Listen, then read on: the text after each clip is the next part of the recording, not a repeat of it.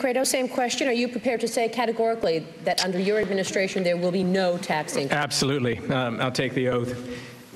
The fact is this, that when we talk about spending cuts, which everybody I think on this stage adheres to and certainly pays lip service to, we have to think about what exactly it is that pushes spending at the federal level. And believe it or not, it isn't even earmarks.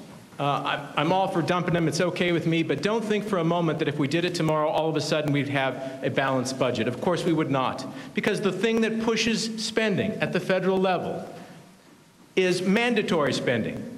It's two things, really: Medicare, Social Security.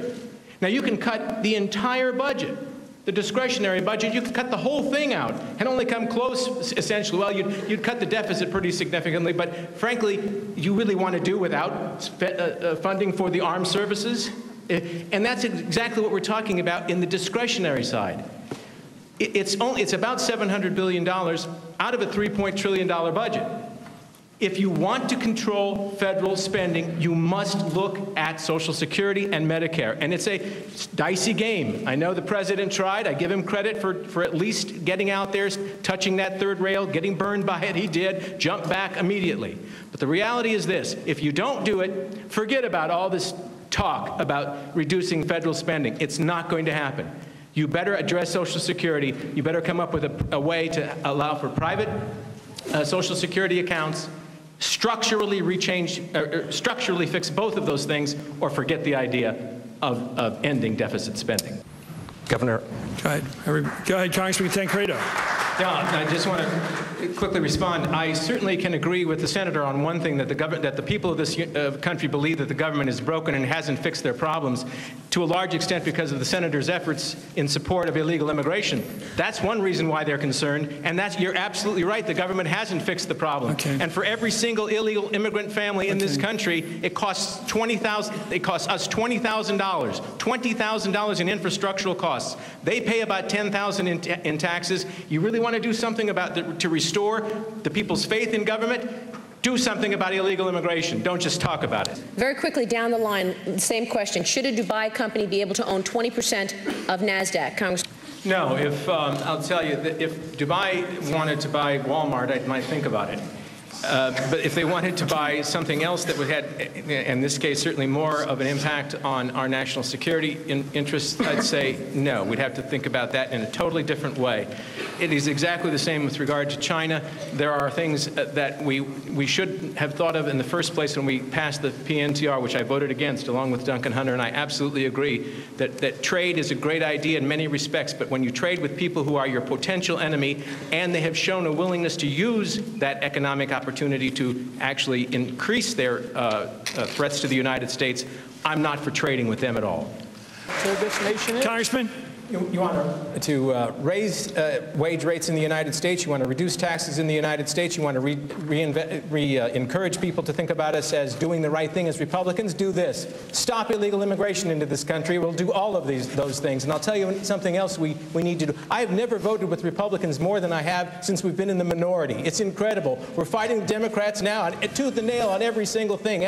Great. You know what? Standing on principle is a good idea. Too bad we didn't do it when we were in the majority. Let's think about this now. Stop pandering. Stop pandering to all of these special interest groups. Do what's right, regardless of whether or not people all agree with you when you take, this kind of put your finger in the wind. Do what you believe in. Stop pandering. They'll believe in us. Congressman Tancredo, I want to go back to something that came up earlier. That's the issue of trade. Governor Romney suggested that one reason our trade problems are so bad is that the negotiators for the Bush administration don't understand business well enough. Do you think that's part of the problem? No, the negotiators for the Bush administration, probably the worst vote I ever cast was the vote to give the president fast track. Wish I'd have never done it. And I'll tell you why. Because everything I have seen subsequent to that time has been a trade package that I certainly am concerned about from this standpoint. Not necessarily just the trade issues that were involved in it. I mean, talking about the tariffs. CAFTA. Here was a a bill over 1,000 pages long to what? To do what? To reduce tariffs between the 6 Central American countries and the United States? That was about a paragraph, right? But it's over 1,000 pages. What worries me about what we've done in trade, what this administration has done in particular, is that we've included all kinds of things in there that had nothing to do with trade.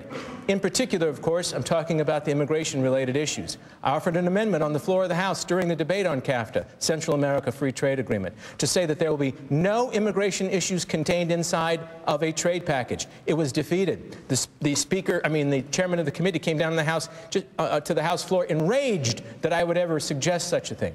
There's the problem. We are talking about trade issues that actually begin to impact our national sovereignty. There's the problem. We are reducing the importance of borders and increasing the threat to national sovereignty with the kind of trade programs that we put through up to this point in time.